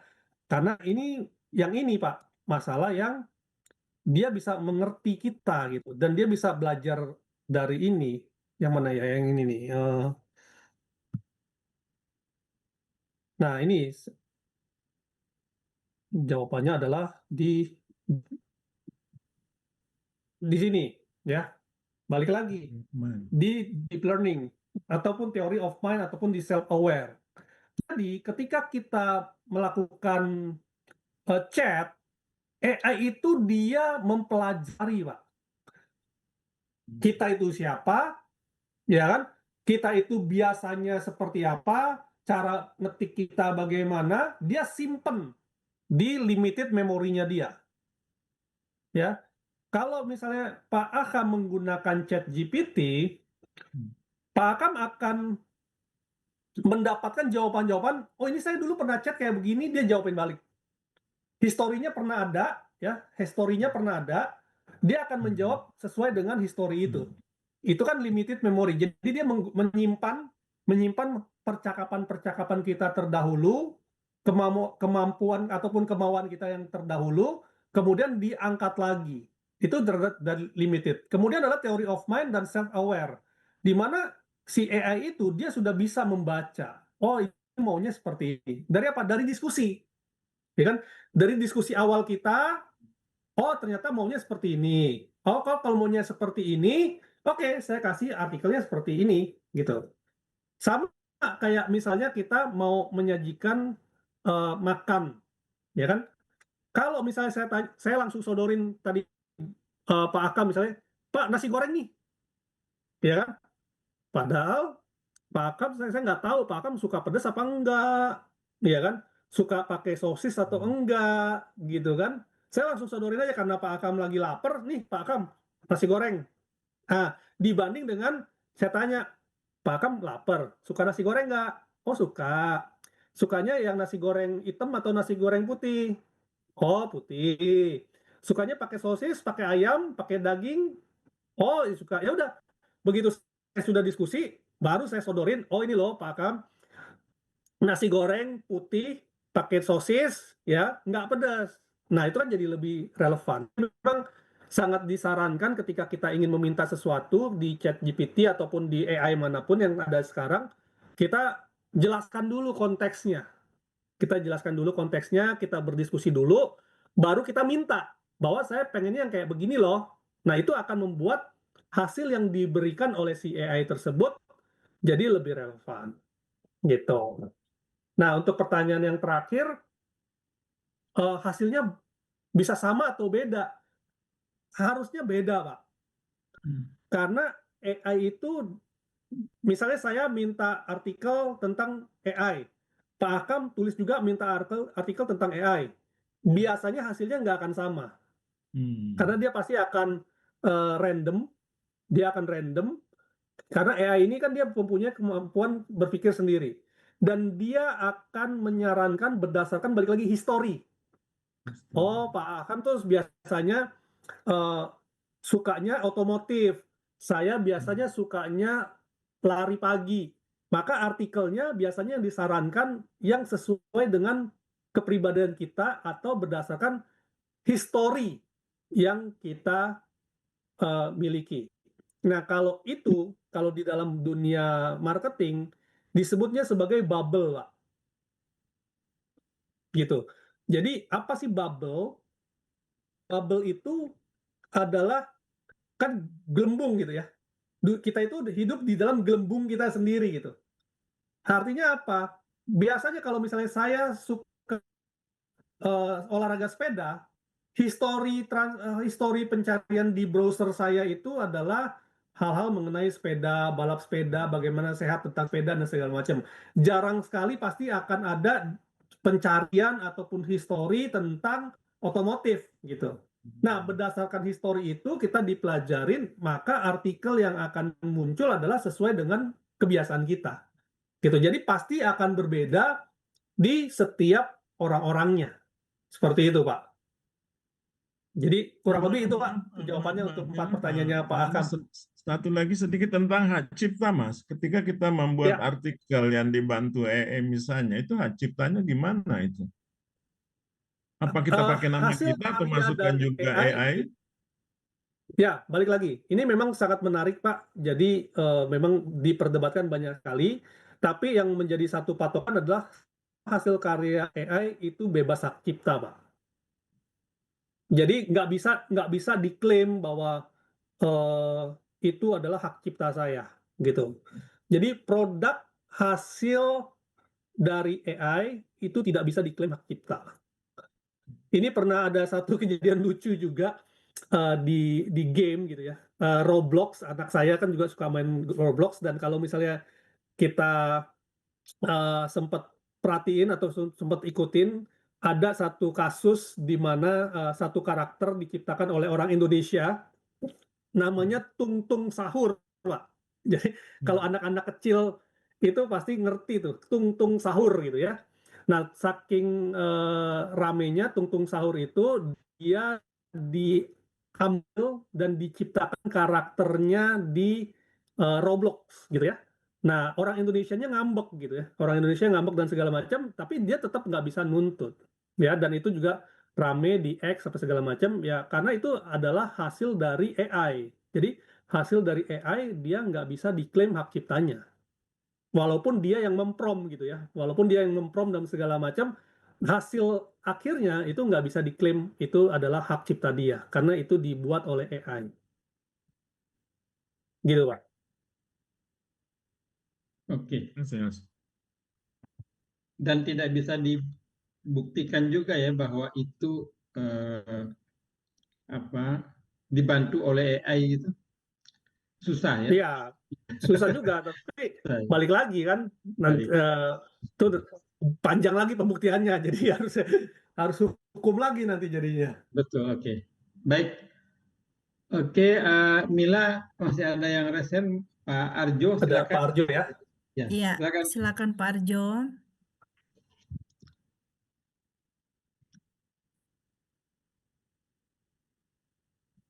Halo, Pak Arjo. Tolong Bayu. Oke, terus sambil nunggu Pak Arjo, ini ada dari Pak Ferdin. AI internasional apakah lebih mumpuni? Dengar saya, Pak? Oke, Bisa dengar saya, Pak? Dengar, Pak. Ya, tadi dikunci soalnya, jadi saya nggak bisa ngobrol. Jadi jadi saya singkat aja pertanyaannya. Ya. Jadi tadi yang dicontohkan itu kan inputan ke AI lewat chat ya, dalam arti kata dalam ketik gitu ya. Tapi Betul. bagaimana dengan inputan berupa suara? Jadi misalkan dalam konteks Indonesia ya, itu kan sebagian besar budaya bahasa lokal kita itu justru permasalahannya itu adalah dikodifikasi. Jadi maksudnya mereka tuh tidak ada hurufnya. Jadi hanya sebagai ucapan sehari-hari gitu, dan makin lama makin kalah sama bahasa-bahasa yang lebih populer yang ada tulisannya gitu. Jadi gimana dengan bahasa-bahasa itu kalau kita perlu input tuh gimana prosesnya gitu. Dan bagaimana proses verifikasi bahwa yang kita input itu adalah benar sesuai dengan konteks itu gimana, Pak? Apakah ada fiturnya di software Bapak tadi atau harus mengajak ahli-ahli tertentu untuk verifikasi tentunya atau gimana, Pak, prosesnya, Pak? Betul sekali, Pak. Jadi kalau yang saya sharingkan tadi, ya kan, yang ini misalnya ya, itu adalah memang produk untuk chat, Pak. Ya, jadi ini adalah produk untuk chat, gitu ya. Nah, apakah bisa untuk produk untuk mengenali suara dan lain-lain gitu ya? Nah, tentu saja yang ini nggak bisa, ya. Yang ini nggak bisa. Dia hanya teks gitu inputannya. Kalau yang suara apa? Saya belum dapat aplikasi yang sudah menjadi produk seperti ini. Ya, saya belum ketemu gitu. Tapi kalau mau dibikin bisa nggak? Ya bisa gitu. Pakai apa? Prosesnya ini, Pak. yang di slide gitu ya, bahwa kalau kita mau buat ya prosesnya ini gitu. Jadi inputnya itu mau apa? Mau suara, mau gambar, bisa gitu. Dengan apa? Dengan yang namanya deep learning. Tadi kan sesuai dengan yang saya jelasin bahwa deep learning ini dia bisa membedakan suara dan gambar gitu ya. Berarti dari suara dan gambar itu akan dibikin pattern-nya gitu ya. Nah, setelah pattern-nya itu ada, maka dia akan membuat prediksi, baru keluar dengan data distribution-nya. Nah, tapi balik lagi, karena produk akhirnya yang membuat itu menjadi mudah itu sampai sekarang saya juga belum nemu, maka ini harus dibuat dari basic, dari awal, dari nol gitu ya. Artinya harus melakukan coding-coding ya, dengan menggunakan bahasa pemrograman dan lain-lain, itu bisa gitu. Tapi yang sudah produk jadi, yang bisa langsung dipakai kayak yang si model teks, itu yang belum ketemu. Kenapa? Mungkin karena lebih banyak dipakai yang teks dibanding yang suara kali ya. Kayak gitu. Jadi balik lagi semua faktor ekonomi, Pak. Karena kan sesuatu yang kita mau itu pasti akan berdampak dengan cost of production gitu ya. Cost of production, dan ditanya sama investor, ROI-nya kapan nih kalau kita buat ini nih? Kan gitu ujung-ujungnya ya kalau bisnis gitu. Nah, jadi kalau dibilang bisa nggak? Jawabannya pasti bisa. Tapi apakah sekarang sudah ada? Saya belum ketemu program yang bisa tinggal pakai kayak si chat tadi. Gitu. Gitu, Pak Argo. Jadi saya sedikit sharing ya. Waktu itu saya pernah menyaksikan ada suatu proses, ada proyek lah sebenarnya. Ini kerjasama dengan pihak luar juga, karena memang mereka yang punya inisiatif dan mereka juga yang punya modal gitu. Tapi melibatkan profesor Indonesia, profesor linguistik, karena memang ini tentang yang tadi saya bilang bahasa-bahasa lokal yang sekitar 300-an yang baru terdeteksi yang tidak punya asal.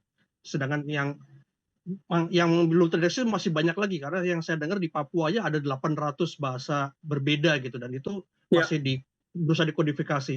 Dan tantangannya itu Pak, memang database ya, karena kadang-kadang dalam berkomunikasi itu tidak hanya suara tapi juga dengan gerak. Jadi mungkin lebih cocok kalau pakai video inputnya, dan sekaligus tentu ada ahli-ahlinya yang mesti ngobrol sama orang-orang tua yang masih ada dan mengerti konteksnya. Kadang-kadang juga bukan cuma suara dan gerak, tapi juga berdasarkan lingkungan tempat dia berada, karena kalau lingkungannya berbeda nanti bahasanya beda lagi. Nah, hal-hal kayak gini ini memang ribet Pak. Jadi betul, saya ngerti juga. Makanya di sini kita sebut Pak nomor 3, kolaborasi multi pihak.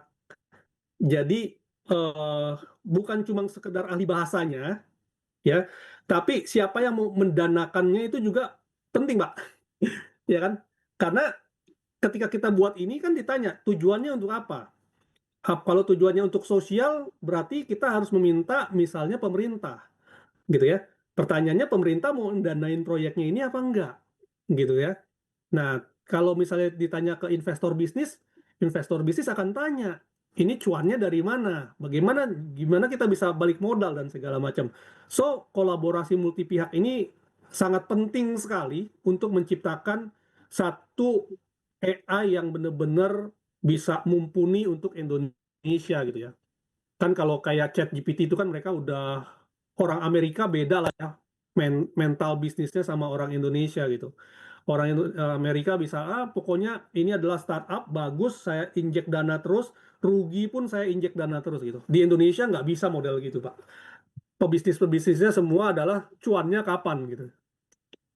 Kayak gitu. Jadi sangat penting sekali bahwa multi pihak itu mempunyai visi dan misi yang sama. Baru itu mungkin bisa terjadi, Pak. Gitu. Mungkin harus kerjasama dengan kampus ya Pak, atau lembaga seperti DIPI yang memang tujuannya untuk riset gitu. Betul, betul. Ini kan sudah dilakukan nih sama si Nusantara tadi nih. Ini kan sahabat AI ini kan kampus nih, tuh.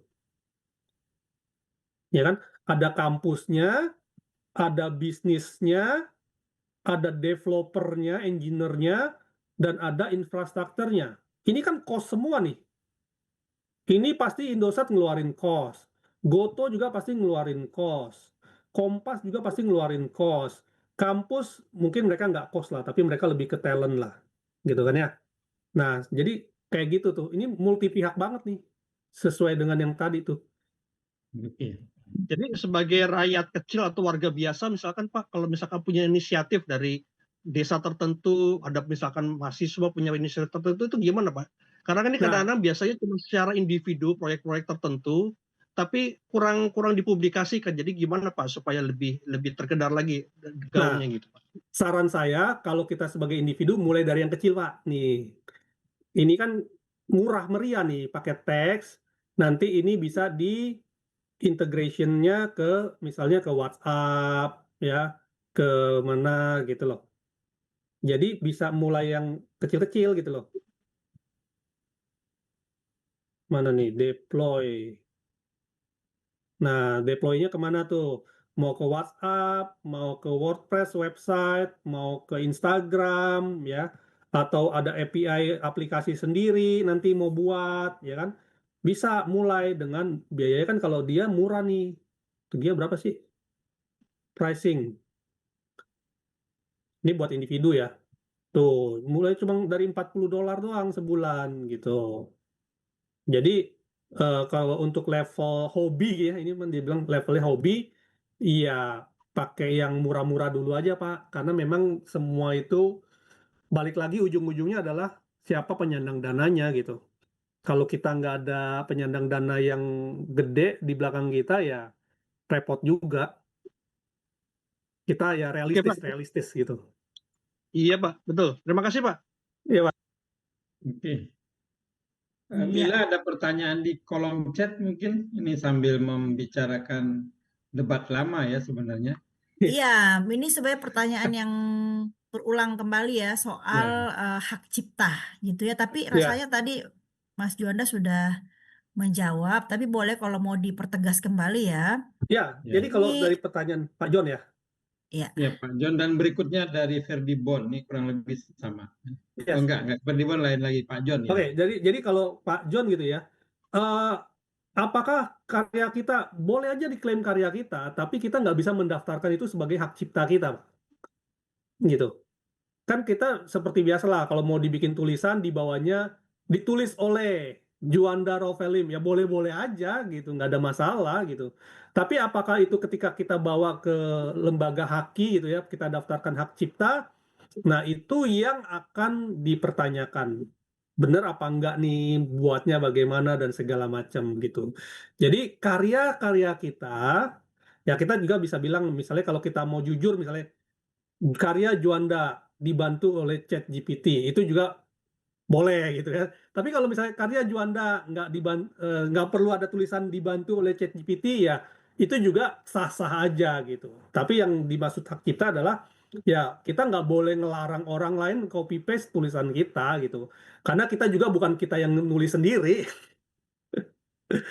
Kayak gitu, Pak. Gitu sih Pak John kalau menurut saya gitu. Dan itu juga memang sudah ada hukumnya ya. Udah clear bahwa ChatGPT juga nggak bisa melanggar hak cipta dan ChatGPT juga tidak bisa dihak ciptakan seperti itu. Oke, ini kayaknya John agak protes nih, mau bicara. Silakan John. Ayo Bang John, gas. Bukan protes, ingin memperjelas ya. Ini kan sebenarnya hak cipta itu kalau kita bawa ke ranah hukum bunyinya seperti itu. Ya. Tapi kan ada masalah integritas kita ya. Kalau sebuah karya lalu kita tulis nama kita, itu secara moral kita ingin mengatakan bahwa itu ciptaan kita gitu ya. Ya. Kalau tidak didaftarkan nggak apa-apa. Nah, tapi itu kan kalau kita klaim bahwa itu karya kita, itu kan namanya bertentangan dengan tadi yang dikemukakan oleh Mas Juanda, bahwa itu kita nggak berhak mengklaim gitu karya kita. Ya. Nah, itu kan sekarang banyak terjadi tuh, teman-teman kita menulis ya pakai AI. Lalu di situ dicantumkan penulisnya adalah dia gitu. Tetapi dia juga punya alasan yang kuat mengapa dia mencantumkan namanya gitu. Sebab sebagian data yang dipakai untuk menulis dengan AI itu, prompt-nya dibikin sedemikian rupa sesuai dengan kemampuannya, pengetahuannya, dan lain-lain, sehingga dia merasa berhak mengklaim bahwa tulisan itu adalah karya dia gitu. Padahal secara hukum kan nggak boleh. Ya, Ini dilema moralnya di situ maksud saya. moral, Gimana tuh? secara moral harusnya dia membuat itu adalah co-author, Pak. Karena prompt itu bukan karya. Prompt itu adalah perintah. Ya, sama aja kayak saya bilang, Pak John, ya, tolong dong bikinin saya artikel, ya, yang begini, ya, isinya begini, harus ada ini, ya, terus harus mengandung unsur ini. Saya nyuruh Pak John, yang nulis ya Pak John, bukan saya, gitu kan, gitu. Tapi kalau dibilang Pak John menulis karena ada pikiran dari saya, artinya kan ya kita kalau mau fair ya co-author berdua sama-sama nulis gitu. Jadi bukan karya tunggal saya gitu. Etikanya kan seperti itu, Pak. Gitu. Sebenarnya nggak selalu begitu kalau dalam kepenulisan kan. Nah, istilahnya misalnya ghostwriters ya. Ghostwriters itu yang membayar kita itu berhak mencantumkan namanya secara moral sah, secara hukum sah gitu ya. Iya. Padahal yang perintahkan adalah ya itu yang bayar itu kan gitu. Nah, berarti kan yang balik menulis lagi. adalah si ghostwriters. Nah, ghostwriters justru tidak berhak mencantumkan namanya karena dia sudah dibayar, artinya dibeli. Ibarat gini, kayak Ahmad Dhani itu ya. Misalnya dia lihat nih dalam X Factor, ada orang baru menyanyikan, lalu kan siapa tuh? Lagu saya sendiri, saya beli ya gitu, hak ciptanya gitu.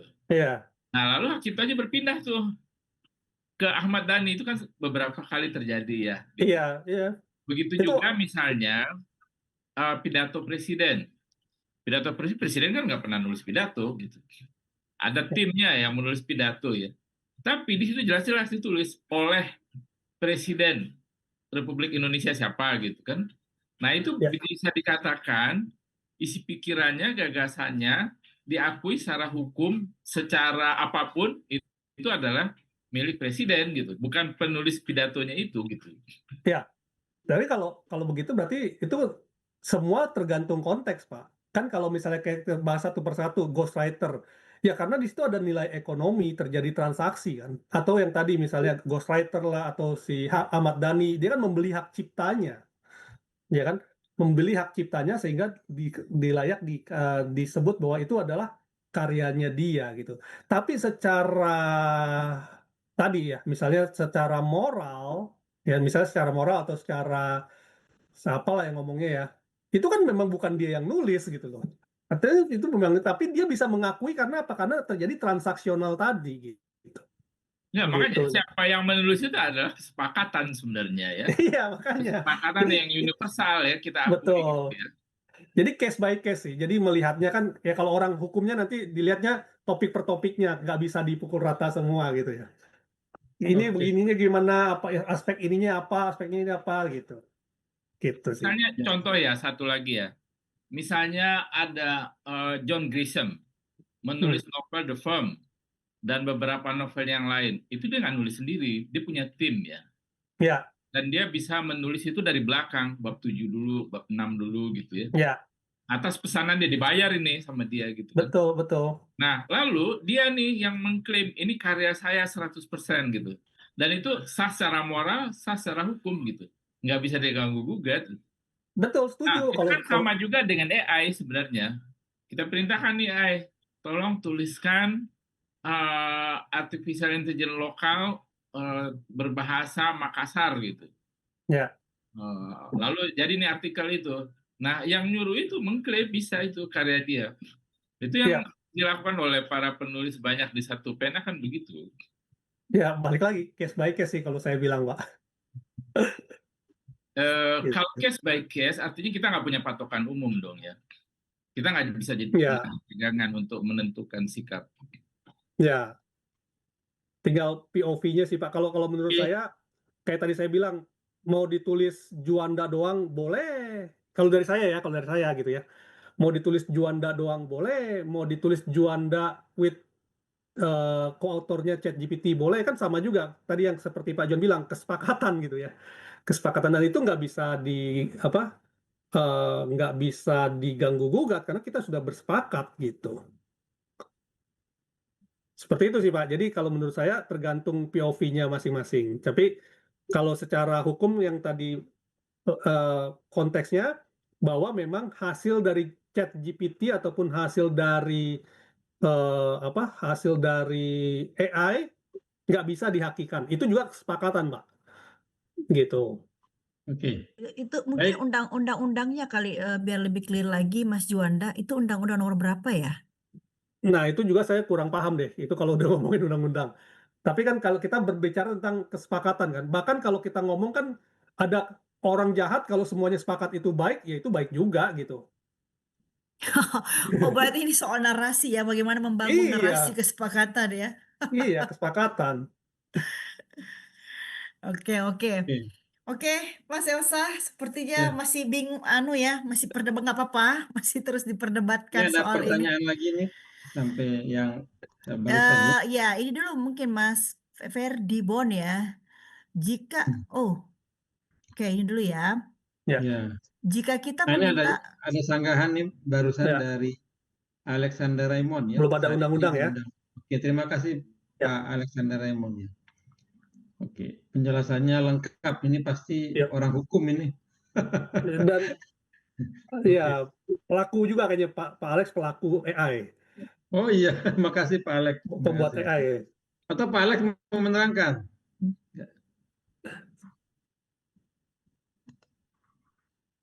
Oke. Sepertinya enggak. Oh. Oke. Mohon maaf Ini Pak, tadi saya belum bisa itu tadi unmute ya, Ya. sekarang sudah diizinkan. Iya, silakan Ya. Pak Alex. Gimana tuh ininya? Ya, saya izin menambahkan memang saat ini belum ada Pak. Saya sudah mencoba beberapa kali dari penulisan buku-buku saya dan penerbitan dari beberapa teman-teman itu memang mereka mengakui menggunakan AI. Tapi pada saat mereka menanyakan bagaimana regulasinya seperti tadi dijelaskan oleh Juanda berdasarkan kesepakatan. Tapi kan kalau Pak John bilang tidak bisa juga berdasarkan kesepakatan karena nanti nggak ada pedoman umum yang kita jadikan pegangan. Nah, jadi kalau waktu kami berkonsultasi dengan pihak Perpustakaan Nasional Republik Indonesia yang membahas atau yang mengizinkan tentang ISBN buku, ya mereka bilang ya undang-undangnya sementara ya ini nomor 19 ya sama itu apa Undang-Undang ITE sama udah surat edaran Menkominfo itu yang saat ini. Tetapi itu pun kalau kita baca secara detail ya Bro Juanda, Ya. John dan lain, itu isinya masih sedikit mengambang. Ya. Jadi itu yang memang mau tidak mau saat ini kita berdasarkan kesepakatan by POV, tetapi juga tetap ada pegangan ya ini undang-undang. Ya. Undang-undangnya ya ini gitu. Demikian, terima kasih teman-teman. Mohon maaf. Dan memang kan biasanya undang-undang selalu dibuat belakangan setelah ada konflik kan. Setelah ada masalah baru undang-undangnya dibuat gitu. Selama ini kan undang-undang pasti selalu lebih lambat daripada lapangan. Gitu. Iya. Ya, kalau Oke. duluan namanya cenayang. Oke, soal undang-undang intinya belum ada secara spesifik yang bicara soal AI ya. Yang ada Iya. yang merujuk pada yang disebutkan sama Pak Alexander tadi. Oke, kita berpindah dulu karena waktu kita sedikit lagi habis ternyata ya. Ternyata diskusinya panjang ya. Seru kan? Ya, ini ada yang dari Bapak atau Ibu Menikno. Ya, ini menarik pertanyaannya. Ya, ini agak teknis. Jika karya yang kita buat itu sudah kita hapus di history aplikasi AI-nya, apakah di server AI tersebut masih tersimpan? Dan apakah kita atau orang lain masih bisa mengunggah kembali apa yang sudah dihapus itu? Oke, Silakan, Mas. balik lagi kalau ini kan kalau kita lihat dari aplikasi gitu ya, saya nggak tahu detailnya, tapi kalau kita lihat dari sini, saya nggak tahu detailnya di setiap aplikasi ya. Misalnya kayak ChatGPT dia menerapkan seperti apa, di DeepSeek dia menerapkan seperti apa dan segala macam. Tapi kalau kita melihat dari bagian ini mana ya yang limited, oke? Jadi teknologi AI itu kan ada yang namanya limited memory, ya. Jadi kalau misalnya memori itu sudah dihapus, ya sudah pasti data tersebut akan hilang dari AI-nya kita gitu ya. Dan data itu berbagai layer seperti tadi disebut sebagai misalnya yang tadi di deep learning gitu ya, di deep learning. Jadi ada di base layer, ada di neural network-nya gitu ya, di neural network-nya. Jadi kalau yang selama ini biasanya kita ketik itu biasanya dia hanya disimpan di limited memory yang ada di handphone kita, belum sampai ke servernya dia. Saya rasanya akan seperti itu gitu ya. Nah, yang di servernya dia itu adalah model. Gitu. Jadi kita harus bedakan antara yang limited memorinya dan modelnya. Jadi selama data yang kita ketik itu belum masuk ke modelnya dia, maka data itu hanya ada di memori handphone kita. Dan orang lain nggak bisa memanfaatkan data yang ada di handphone kita. Gitu ya. Tapi kalau misalnya yang kita ketik itu sudah masuk ke dalam modelnya dia, maka orang lain bisa menggunakan data yang kita input tersebut. Nah, kurang lebih secara teknisnya akan seperti itu gitu. Tapi teknis di lapangannya ya itu tergantung si pembuat aplikasinya, dia akan seperti apa sih kalau kayak gitu sih. Itu sih jawabannya, Pak. Oke. Oh gini Mas Juanda ya, misalnya saya nulis di chat GPT, ada yang mengatakan kepada saya setelah saya menulis kemudian saya save di chat GPT itu apakah juga akan kemudian nyebar ke tempat yang lain gitu? Enggak, dia hanya akan ada di memori handphone kita sebelum kita share ya. Sebelum kita share? Ya, jadi Kita dia share hanya ke via apa tuh maksudnya? Hah? Kita share kemana maksudnya? Ya kan kalau misalnya kita share kan di chat kita menu share tuh. Nah itu kalau kita share ya dia akan buka di chat GPT-nya dia akan bisa ngelihat gitu loh. Oke, ya. Makasih. Tapi kalau misalnya dia hanya tersimpan di handphone, ya itu hanya bisa diakses oleh kita doang gitu. Orang lain nggak akan bisa mendapatkan data yang sama seperti yang kita tulis ataupun seperti yang kita dapat. Nah, tetapi ketika data itu sudah masuk ke dalam deep learning ataupun ke dalam model, nah baru dia bisa akses gitu. Baik. Jadi kan ada layer-layernya tuh, Pak. Iya. Oke, Mila, sudah di penghujung waktu. Iya, Mungkin udah Mas habis Juanda, waktunya. sebelum Iya, kita tutup ingin memberikan semacam closing statement terhadap pertemuan malam ini. Silakan, Mas. Oke, terima kasih Mas Alja. Wah, ini luar biasa sekali ya, seru sekali diskusinya. Jadi balik lagi tentang AI global versus AI lokal. Dan kalau misalnya kita mau lebih maju ya, khususnya mungkin kalau dari di bisnis kita gitu ya. Kalau kita ngomongin dari sisi bisnis kita atau dari sesuai dengan kepribadian kita dan lain-lain, ya kita harus membuat versi lokal. Kenapa? Karena versi global itu adalah sebuah big data yang diambil berdasarkan data yang umum gitu ya, bukan data yang spesifik ya. Kalau kita mau data spesifik, ya mau nggak mau kita harus buat AI lokal. Nah, dalam membuat AI lokal itu ada banyak sekali aplikasi di sana. Yang saya sharingkan itu baru cuma satu gitu ya. Kalau kita mau rajin nge-search lagi seperti yang tadi mungkin Pak Arjo bilang, gimana kalau nanti inputnya gambar, gimana nanti kalau inputnya suara, itu pasti akan ada banyak sekali. Mungkin kita kurang explore gitu ya. Nah, jadi saya sangat mendukung buat teman-teman sekalian explore lebih dalam ya. Tentukan tujuan AI-nya mau dibuat apa dan bikin dia mengerti apa yang kita inginkan. Dan balik lagi, AI itu adalah anak bayi. Jadi ketika kita membuat AI kita sendiri, dia adalah anak bayi yang belum tahu apa-apa.